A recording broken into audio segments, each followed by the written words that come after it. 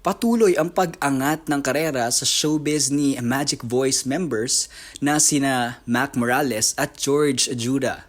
Bukod sa kanilang mga aktibidad bilang performing group, kapwa rin silang namamayagpag sa kanilang individual na proyekto. Nakilala si Mac sa isang pelikula at sa matagumpay niyang tambalan kay Annalyn na tinaguriang Malin, habang umani naman ng papuri si George sa kanyang pagganap bilang Dante Balboa sa stage play na 8,000 piso. Bago matapos ang 2025, magsasama ang dalawa sa pelikulang Desperada sa direksyon ni Louie Ignacio at sa pamamahala ng LDG Management sa pangunguna ni Lito de Guzman, kasama ang line producer na si Dennis C. Evangelista. Inaasahang ipapalabas ito sa mga sinehan sa buong bansa sa iba't ibang panig ng mundo sa susunod na taon.